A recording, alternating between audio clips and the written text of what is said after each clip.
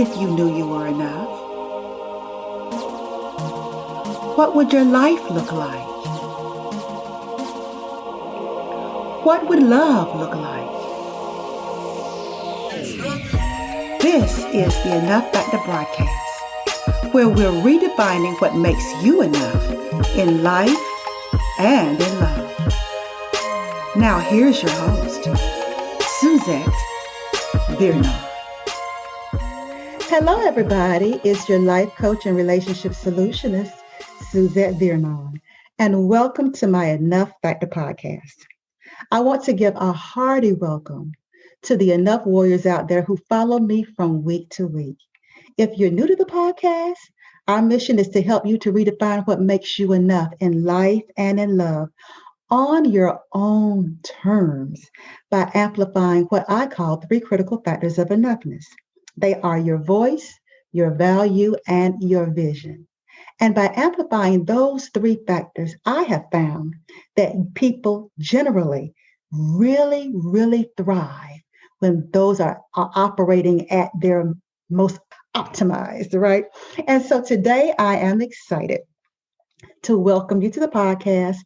And I'm also excited to talk about something that I've been curious about, but shy about who to actually have the conversation with. And that's about interracial marriage.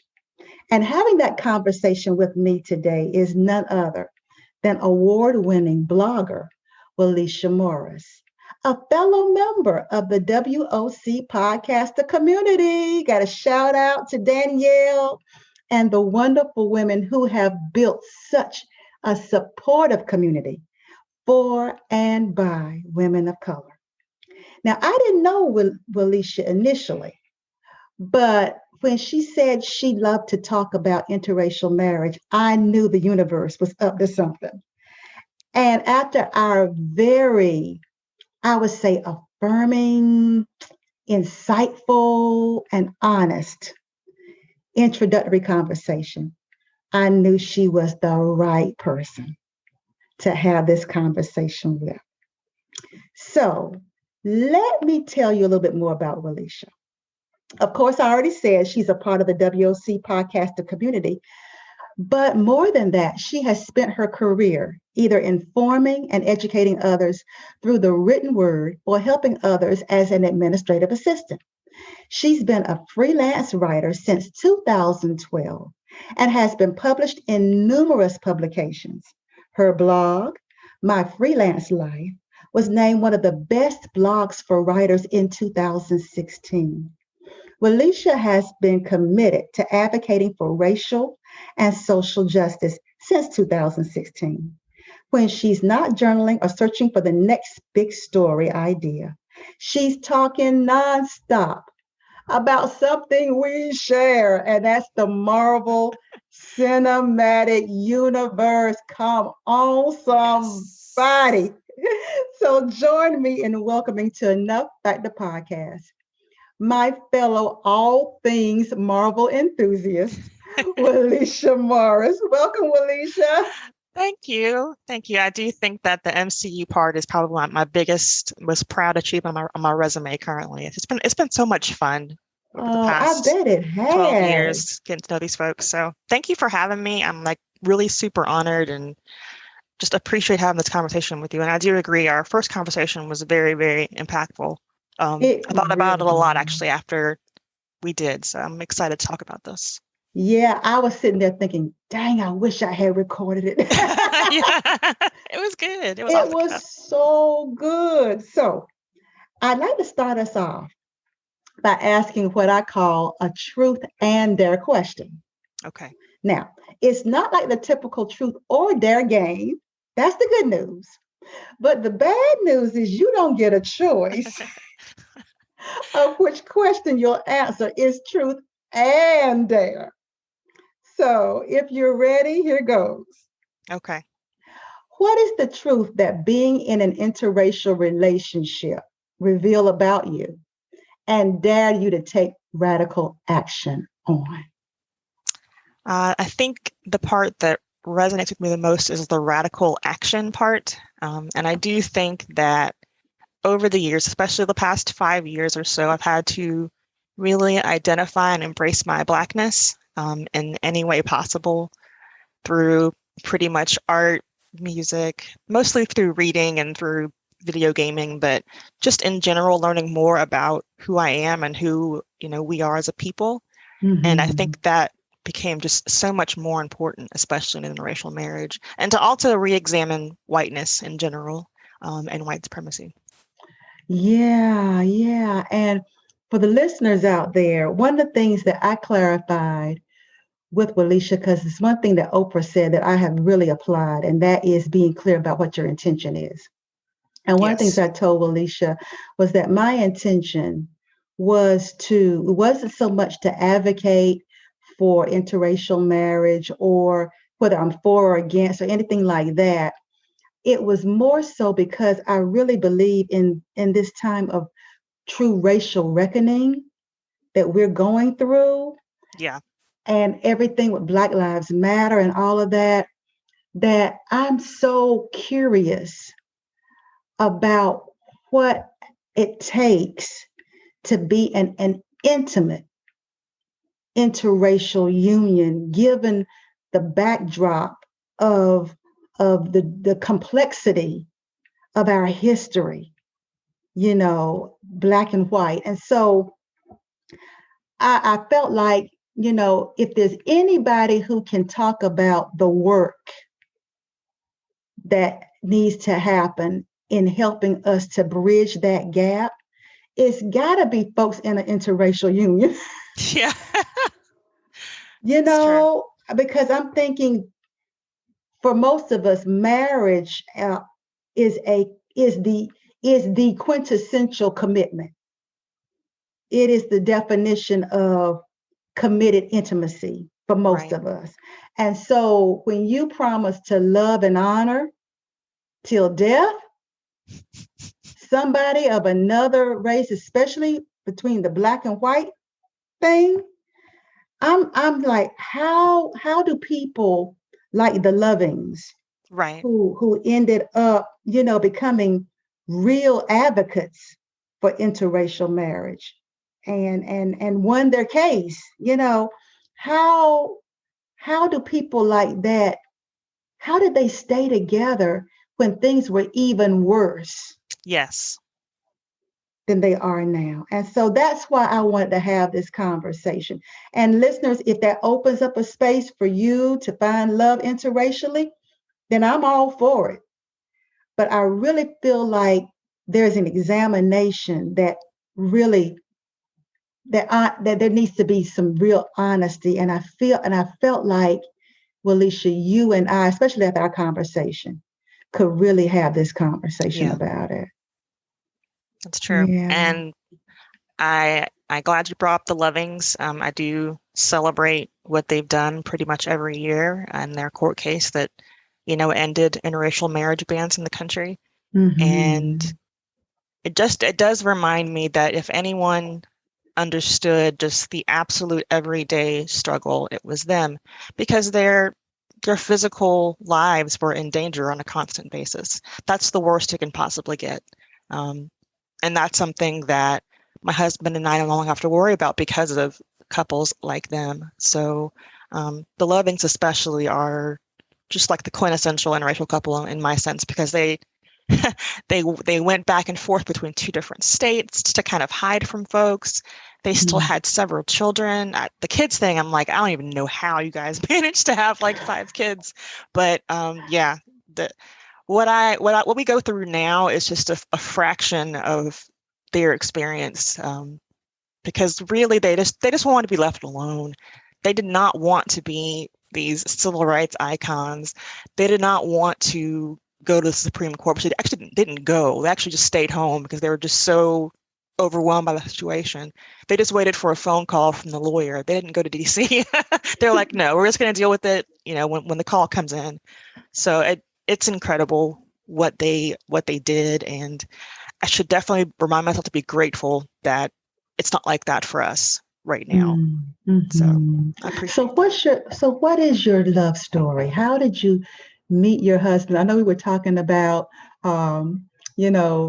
uh, the whole thing about Comic-Con and, and Yes. all those different things. And the conversation kind of went into how you and your husband met. So can you tell our listeners how the two of you actually met each other? Absolutely. It's a fun story. Around 2008, my friends were telling me about this event called Dragon Con. At the time, there are about 25,000 participants. It's every Labor Day weekend in Atlanta. And it's really actually the largest kind of fan-led pop culture sci-fi convention in the country. And it has this distinction from Comic-Con in that it's a true party convention, and that if you really want to see all the best cosplayers, folks who make these elaborate costumes, you come to Dragon Con. They are everywhere, and it's a great experience. I tell everyone to go at least once. They will find some topic that they love. From they had a panel from the WKRP cast all the way to, Supernatural cast. And I met him through friends of mine who spent a lot of time in the tabletop gaming area, which is just an area where you just go hang around, play games. And there were a bunch of groups that they would associate with. There'd be like the Alabama guys, and that was where my husband was, the Florida guys, the Georgia guys. And so around 2010 is when I made this decision after kind of meeting someone online and meeting him at DragonCon and not working out, to say, okay, well, I'm going to give it a shot with this guy. And I gave him my number, and not expecting a whole lot to happen.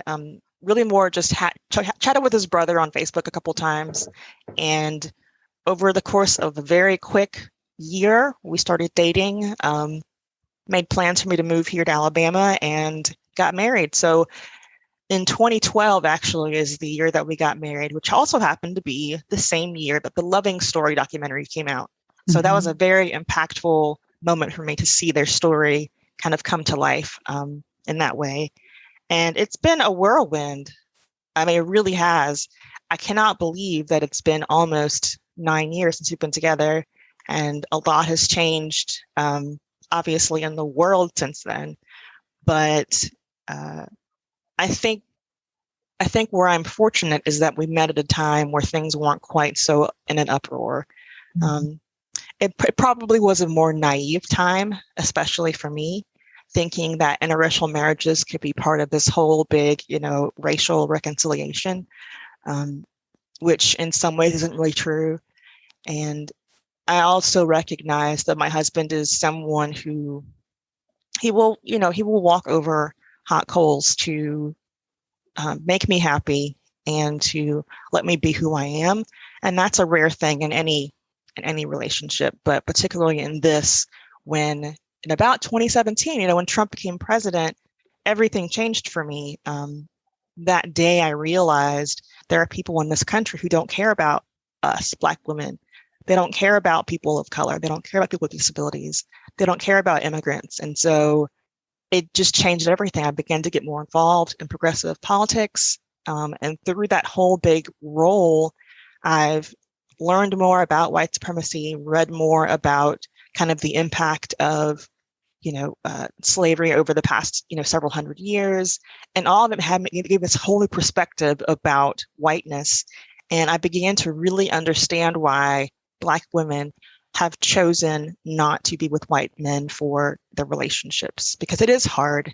And it's hard in a different way. The relationships are generally hard because for the most part, and I feel like I'm going off on a tangent, so forgive me if I feel like I'm doing that. But no, you're right in the pocket. Go ahead. Okay.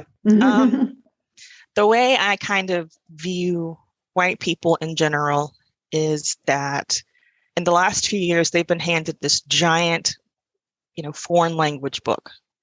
And it's a language that you and I speak very well. And it's a language that we have lived every single day. And we say, okay, white folks, here's the book. You need to learn more about what it means to be white and how that affects us in our everyday lives. And we want you to read it and learn it and embrace it every single day. We're not going to teach you about it. We're just going to give you the information and say, here you go. And so that is the opportunity that people have to teach themselves what it is to be white and what white supremacy is about. And that's a really hard thing. And so in some ways, there is some empathy there. Basically, they're learning an entirely new language they're being asked to re-examine their own personal biases. They're being asked to examine, their achievements and how they got to be where they were. And it's a very scary thing, but also, it hurts your ego. It's an ego crushing sort of thing. Like, I don't want to sit here and judge folks for what they've accomplished, but then you have to realize maybe if I had been a Black person, maybe I wouldn't have gotten that job, or maybe I wouldn't have gotten that college education or that mentorship. Like, you have to start kind of rethinking the things that would have happened if you were in someone else's shoes, and asking White folks to do that is really hard. And there is, for me, just some empathy within people within my close circle of friends and family, where I say, this is going to be difficult. I'm going to be, a more radical Black person in some ways, but this is your job now, and it's going to be a part of our relationship forever. So that's the tough thing right now, is finding those people, those white folks who would be willing to do that or are in the process of doing that. And that's the main thing, I think, for Black women especially, is that where do these white men exist? And so I can go into that, but obviously we could talk about something else if you have more questions. No, I just kind of wanted to find out, that's the general. So specifically, what was the conversation like between you and your husband when you became this different person? It sounds like you became a different person, right? In a way. And so how did that affect your relationship? And how have the two of you been able to still maintain a relationship, yet confront these things without it tearing you apart? Right. Yeah. I think there's never really one big conversation, because it is a daily process of unlearning, a lifetime of social expectations based on race or based on gender. And it's just been a lot of little conversations. And, I feel like we still have them now. And I have to basically point out, like, look, in this situation, this is why I feel differently than you. And I want you to understand that and empathize with that.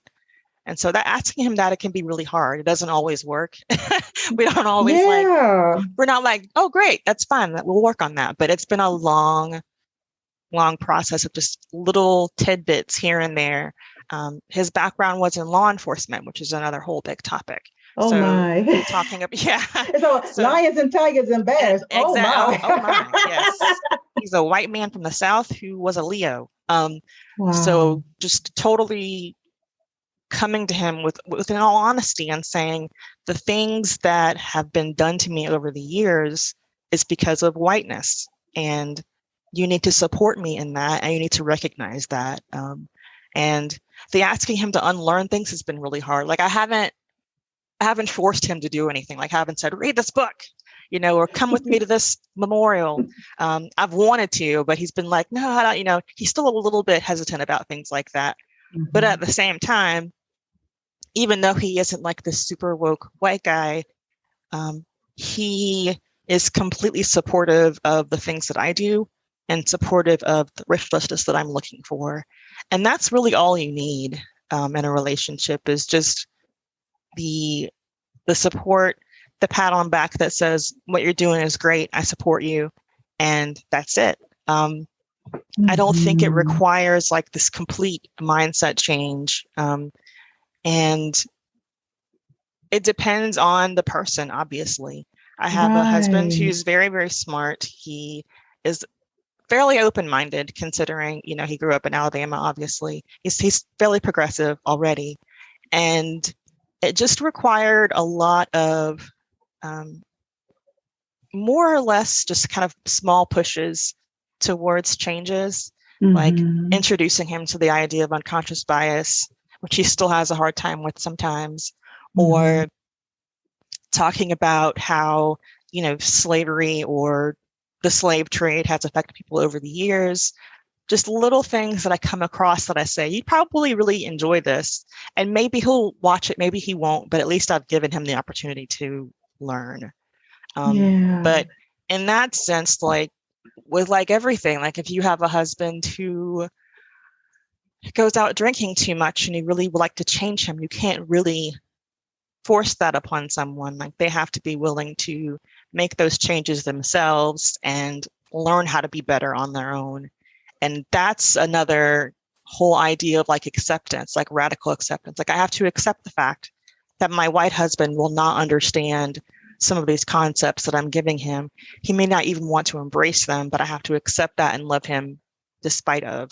And that's not easy. Yeah, I was gonna say, where does that come from? Because, and I say this because I'm married too, and I know my husband and I are the same race, and I know what it takes just to be in a marriage with somebody of an opposite gender.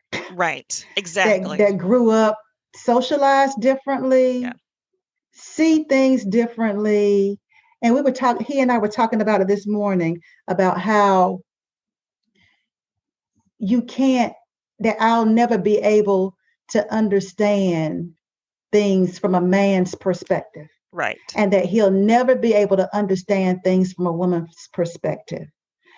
And that the importance is to try to accept some things you just accept as true for that other person.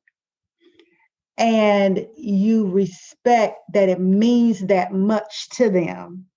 Yes. Even though you can't get why it does, but because you love them and you respect them as a person and you care about them, you try to accept or respect the fact that they have that vantage point. They're seeing it from that vantage point. Right. And some things you just have to negotiate. It's like you may never understand why, and I'll use something light. Why when I clean up the kitchen, to me the kitchen isn't clean until the floor is swept, the countertops are wiped off, the dishes are out of the dishwasher, they're back in the cabinets, the sink is wiped out. Yeah, it has to be totally clean. Totally clean. That's cleaning the kitchen to me. And from his standpoint, cleaning the kitchen might simply be, I wash the dishes, they're in the sink, and not just in the sink. No, they wash the dishes. They're not just in the dishwasher, but I might have decided to lay out a dish towel, right, and let them dry on that. Yeah, and I might still leave crumbs. Yeah. On the stove, because to me, we just gonna make it dirty again. So why keep wiping it off? Or I may, which is a pet peeve of mine. My pet peeve is when you finish using the dishcloth, don't leave it balled up. Yes. Oh, that's how bacteria forms on it. That's what I told my husband, but he continues to do it. So we have to sometimes some things we negotiate, and some things you have to tell yourself, at least you don't have to wash the dishes. Exactly. Yeah. Because if you complain too much, he gonna stop it altogether. That's very, very similar. So talk about how similar that is when it comes to negotiating with your husband or talking to him about race, because if it's the same, how is it the same and different? Yeah, well, obviously it's different in that we're talking about your sense of self. We're talking about something you didn't choose. You didn't choose to be Black. You didn't choose to be a woman. These are issues that go to the soul. They're not just differences in opinion or pet peeves. They have to do with really serious issues. And so that's the big difference. And that means having a lot of difficult conversations with your significant other, because now you're talking to them about maybe what they've been doing that's incorrect or what may be seen as racist. And that's hard. And for the most part, there are just moments where I have to say, I have to accept that he's still at this point in his journey to learning about white supremacy, and I have to accept him at that point. And that in itself does not completely define him as my husband, just like my race doesn't completely define who I am. And I guess the thing to say to Black women who are listening is that is hard, but in general, when you meet someone that you're supposed to be with, overall, the relationship is not supposed to be difficult. It's not supposed to be complicated. You're supposed to feel comfortable with that person in all situations. And so if you have that level of comfort, if you have that love, if you have that affection, then even the really difficult stuff can be worked out, or can be negotiated, like you said, or can be accepted, because that's really the foundation of a relationship, is just having a lot of respect and empathy for each other. And that may mean not liking certain things about your partner and not being able to change it. And getting divorced is not the answer, obviously, because you love this person. And so you have to say, okay, well, here's my threshold. Here's what I'm willing to accept. And in order to get support in these areas, I have to go outside of our relationship. I have to find other Black women to talk with, or other Black folks in general to talk with about A, B, C, D issue, because I can't just rant to it about with my husband all the time, because he won't understand. He won't get it. He won't be like, yeah, I understand. He won't empathize in that way. So you have to find that support within yourself, obviously, but outside of the relationship, which really, if you think about it, there are a lot of things about your personality or your interests that you have to go outside a relationship to find anyway. Like, you can't always be together doing the same thing all the time. And so this is just one of the things that I kind of pursue outside of our marriage, is learning more about white supremacy, about Blackness. And when there's opportunities to bring that to him, I can bring that to him. But to find that support, I'm not going to be able to get that same kind of support from him. And I have to just be okay with that. And that is extremely difficult to do. And it's even more difficult to do now because of everything that's changed. And at least now there's more of a clear kind of line between who is on our side and who is not on our side, or people who are at least willing to be on our side. And finding those folks can be difficult, but they can be found in organizations that I work with, like progressive organizations that lead, for racial justice, that often have white folks that are working or volunteering with them. Those are the kind of folks where you can find a connection with them, and possibly like a romantic connection with them. Because outside of those groups, it may be more difficult to really find a kindred spirit. It may be more like a needle in a haystack situation at this point, because everything is so overly politicized that, finding the right white person to be with has become just that much more difficult. But at the same time, it's become easier, because obviously the pool has shrunk significantly, because now we understand who exactly is willing to fight with us. And if they're not willing to fight with us, they're at least willing to push us along in the fight and to support us in that fight. And that's really the important thing nowadays, especially because finding the right person of any gender, any race is hard already. And so accepting that it's going to be difficult may be difficult to take, but it may also be the key to finding someone that you're supposed to be with forever. Like, you never really know. And so I hate to have women just stick with Black folks for that reason, like just saying, well, white people are just crazy. No, you can't think about it that way, because you may have opportunities of finding a white person who is more like you than you think that they are.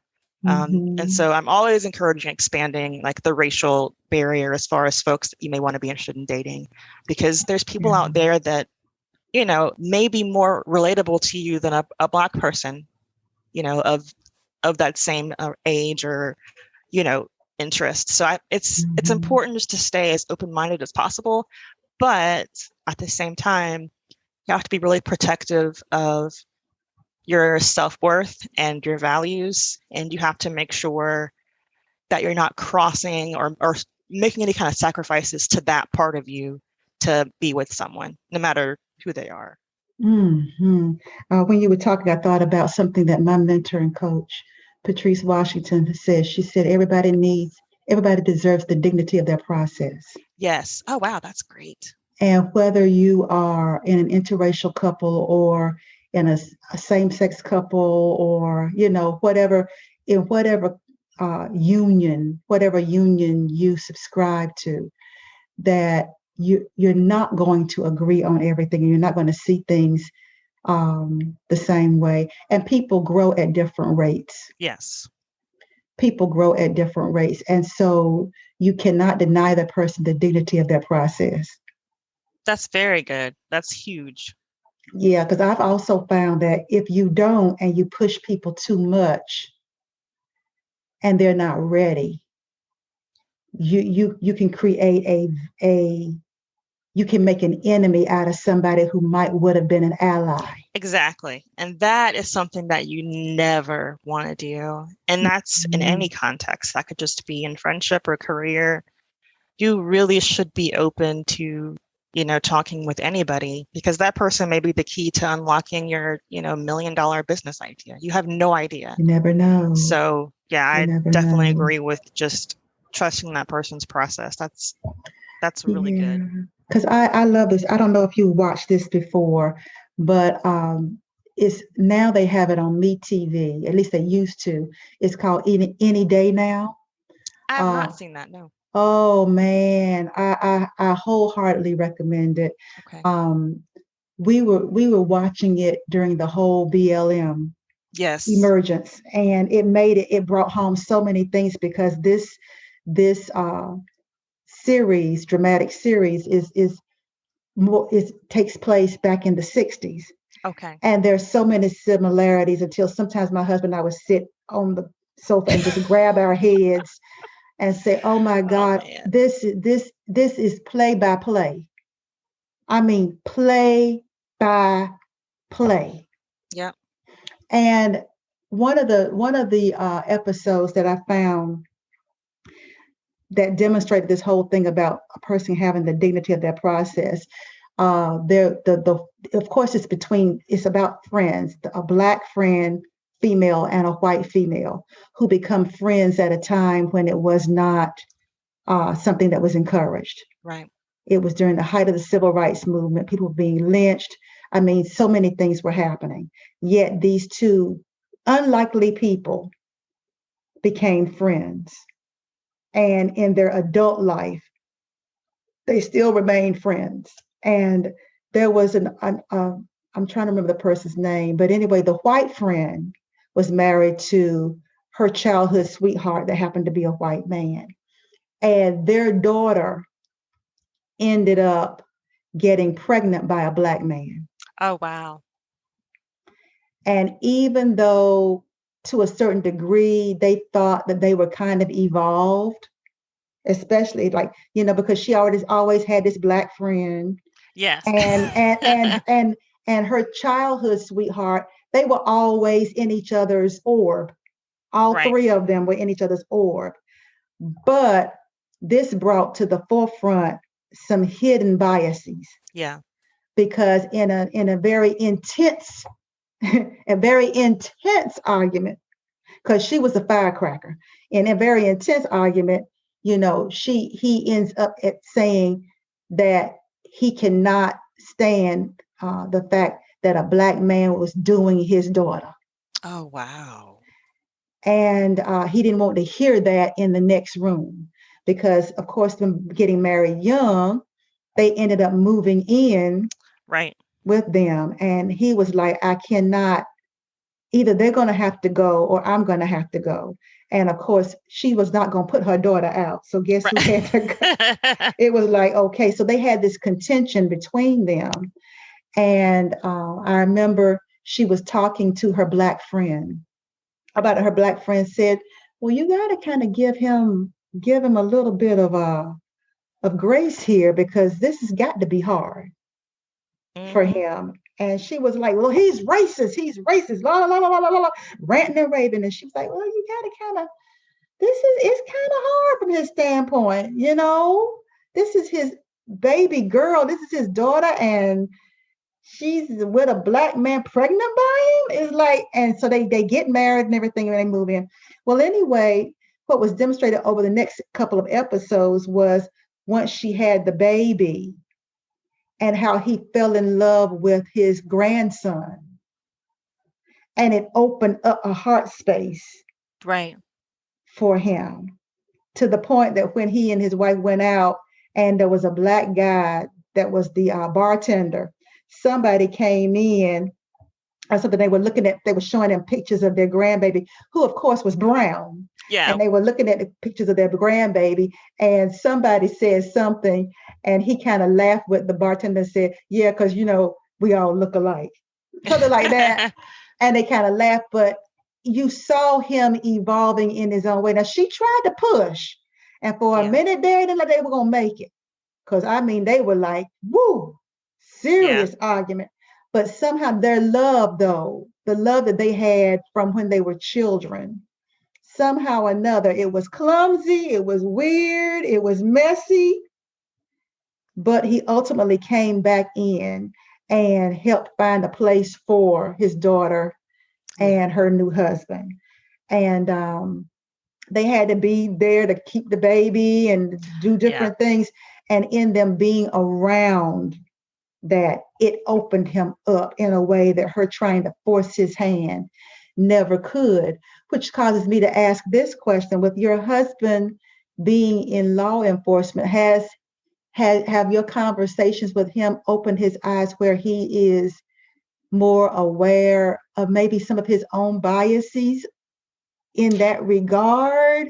Or is it still kind of like, well, it's two separate things, a work in process, or you don't really know? It depends on the situation. I think over the past few years, because BLM was around 2015, he was starting to recognize that certain killings just couldn't possibly be justified by being a police officer. Like, he had to admit to himself, like, no, that was just ridiculous.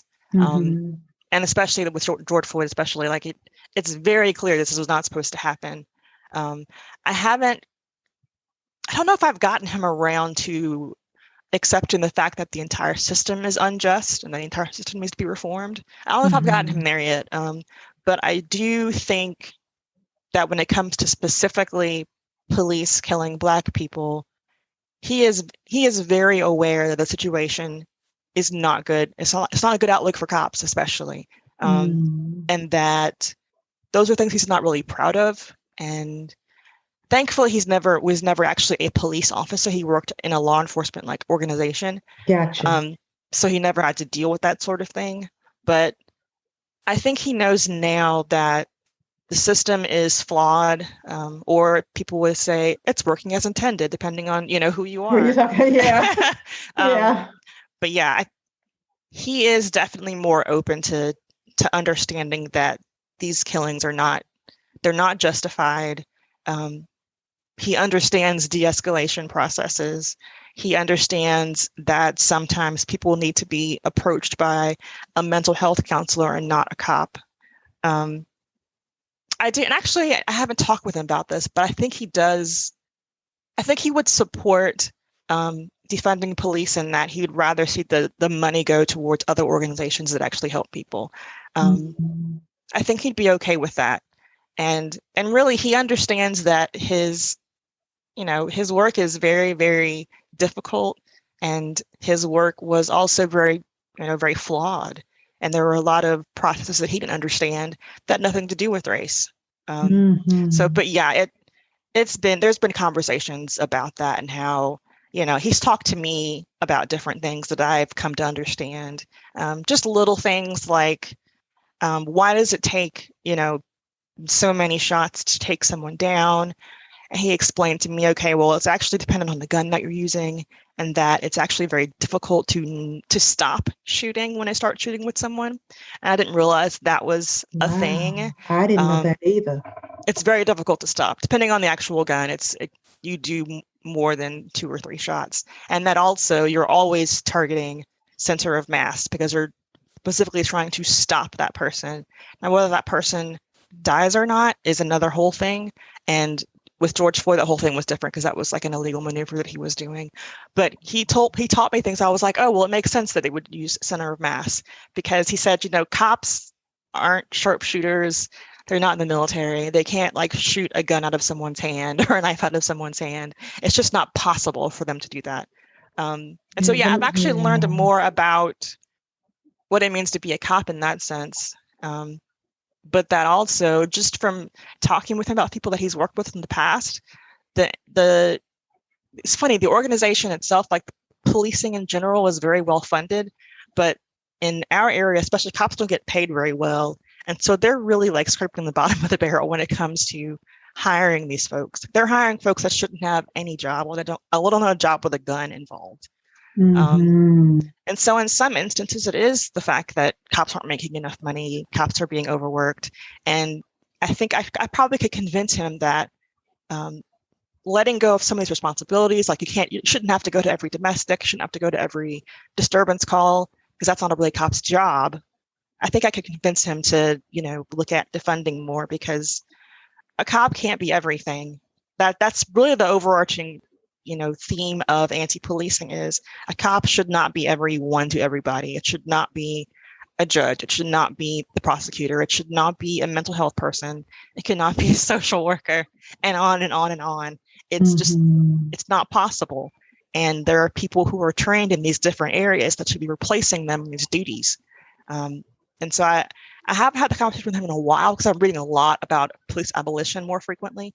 But yeah, I think he knows that the system itself, in his mind, is not working.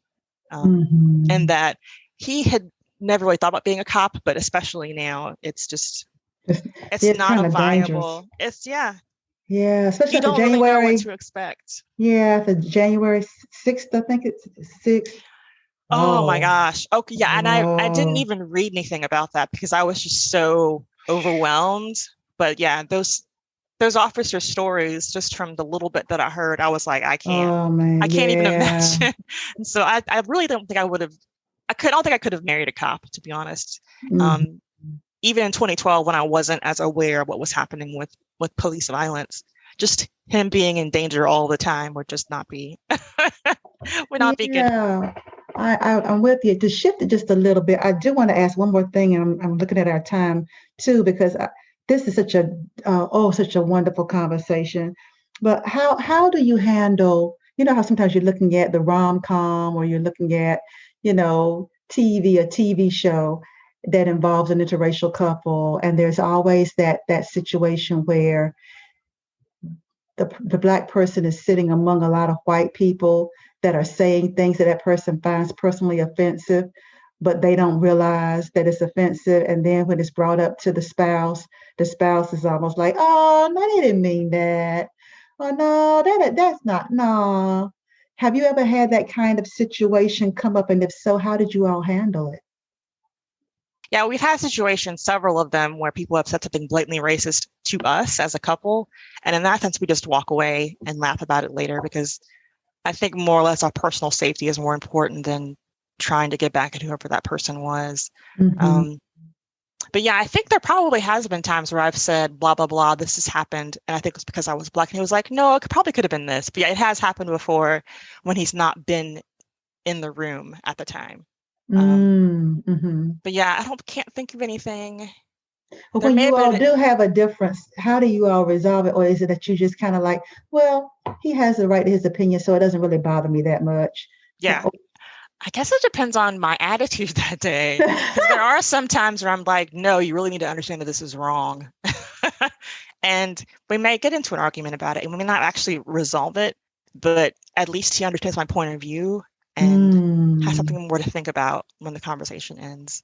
But yeah, I try to avoid those kind of conversations because it is hard, and I wouldn't know how I would react if that happened.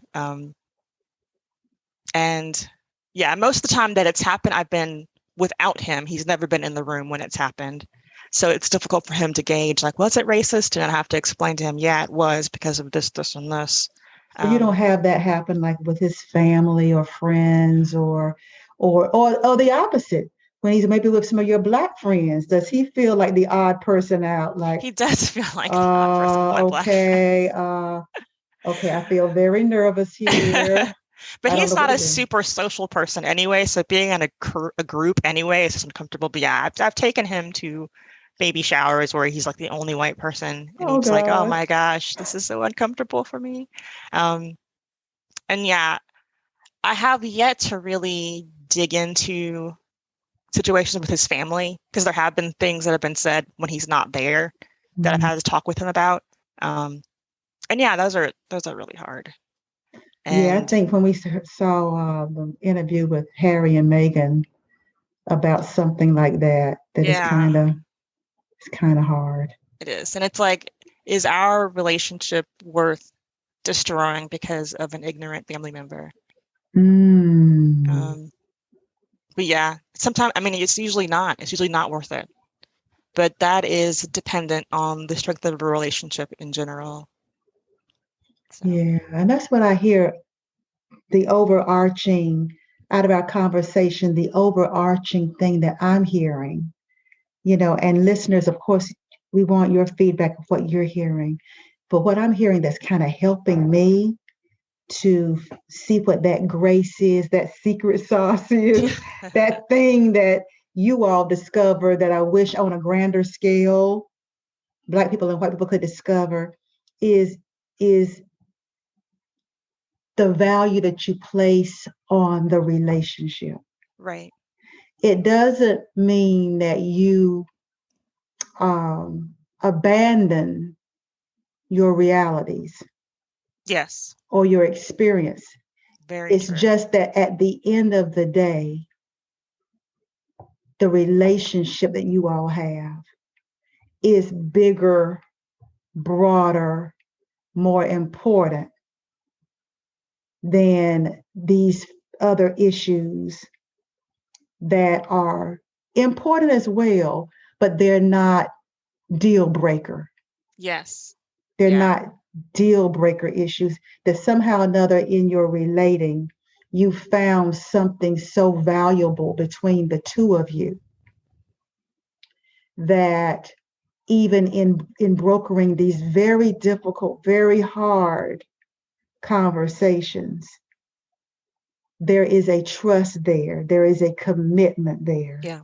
There is something that you've experienced with each other that's more valuable than the other things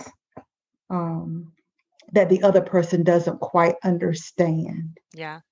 And that the longer that you all nurture that, then there's the process that will take care of the rest of it. Yeah. That's what I'm hearing. That's it. And it's difficult to hear that if you're a Black person because you think, well, this issue is bigger than, a pet peeve, or someone has a substance abuse problem that's totally different. But you have to kind of treat it the same way in order to be successful in that relationship. Otherwise, it will consume the relationship in general because, the experiences that we have as Black people and as Black women are so like minute, like the death of a thousand cuts is the phrase I always think of. Like it can feel that way, that you could probably never be happy in a relationship with someone, especially a white person, if you always focused on that, because you'd be miserable. And so you have to find support groups or support outside of your relationship, your spouse, and also find, resilience within yourself, because that's the most important thing. That's the hardest thing. And then this capacity, everybody, and it doesn't make people bad. Some No. people aren't built to be able to be in an interracial relationship. Exactly. They're just really not built for it. It doesn't mean that they're prejudiced or they're biased, but there's the understanding that when you marry a person in a different race or from a different culture, this isn't just something that you're going to deal with one time or two times. It's almost like the baggage that comes with being in a relationship with them. Right. It's additional baggage. Yeah, like marrying somebody that already has children. It's exactly. Like everybody can't do it, but some people can. Yeah. And navigate the ups, the downs, the you ain't my mama, deal with all these different things that come with it. Whereas other people, it splinters them and they just can't handle it. Yeah. So I think if I'm hearing correctly, there is a grace that comes with it. And you hope that will continue to bond the relationship. And with some people it does, which like we mentioned at the very beginning, the whole story about the lovings. There are some people, and I've had friends who are in interracial relationships and they adore each other, even with all the things with Black Lives Matter. Yeah. They adore each other. They truly do. And they strive even though they don't have the same experience, they strive to be open because they love that person. Right. And they have a love for humanity. I think people who can find their way to empathy are people who have a general, they have a general, I think, respect for Yes. people in general. That is true. Don't you think so? I'd 100% agree. I've always said that empathy is probably just the most important human emotion someone could possibly have, because it's the basis of everything. It's the basis of respect. It's the basis of love, tolerance, and if you couldn't be with anyone in society at all if you didn't have that. So I totally agree. Yeah, empathy is the key to everything. Well, Williesha, as we bring our conversation to a close, what is it that you want our listeners to take away from what you've so honestly and courageously shared today? And then how can they find and connect with you? I do think the most important thing that I'd like people to know is that if you are interested in looking for a spouse outside of your race, that there are people that are out there that are for you. They don't not exist. It may be harder to find them, but they're there. And also, I've had to learn over the years that, like you said, if you can't handle it, don't do it, because your self-worth and your capacity for intolerance or for pain is different for everybody. And so you should just avoid it entirely. But that choice has to be up to you. But I do think there are people out there for everyone that are of different races. And yeah, you can find me pretty much everywhere. My website is called myfreelancelife.com. You can find me under my name, Williesha Morris. I'm on LinkedIn, Twitter, Facebook, pretty much under all of those handles. And this was great. Like, this actually has given me an opportunity to think about things to talk about my husband with when we get off the conversation. So I appreciate that. Well, if he responds well, you can tell him who I am. I will. But if he doesn't, then just act like yeah, just like I was just thinking. Just act like you just read it. You just read it in a book somewhere. I just read it somewhere. That's it. I got it. Well, and you have done that with me too. You've expanded my desire for more capacity and more grace. Yeah. And to know that, and for me to know at a profound level that while I am in Black skin, I am so much bigger than that. Yeah. So much bigger than that. And that people who really have the capacity will see that. Yes. And that being in Black skin is the best thing ever. Mm-hmm. Like, even with everything that's going on, it's like I really would not ask to be any other ethnicity or race. It's the best. Me too. And it took me a long time to realize that, because I was always jealous of white folks. But yeah, being Black is awesome. And so, it is awesome. Even with everything. Even with everything. I wouldn't want to be any different. I feel the same way. Well, Williesha, thank you so much. I feel like it's like I'm so grateful for how we came together, and just your heart and everything. I just feel so blessed that when you are authentic, you draw people who have that same vibe. Yeah, that's very true. And I feel like that's what's happened with us. Absolutely. So thanks again for being on the podcast. Thank you. And congratulations with the cast success. And I hope it has much more. Thank you so much. And listeners, regardless of what you're going through, how you've been treated, what you grapple with, regardless of any of that, I want you to know that you are worthy, you are worth it, you are more than enough. Bye now. You have just listened to the Enough Factor podcast with your host, Suzette Vernon. To get notified of new episodes or to dig deeper into today's topic, become a subscriber. And while you're at it, tell us how we're doing and what topics you're interested in. We appreciate your feedback and your reviews. Until next time, Remember, you are worthy, you are worth it, you are enough.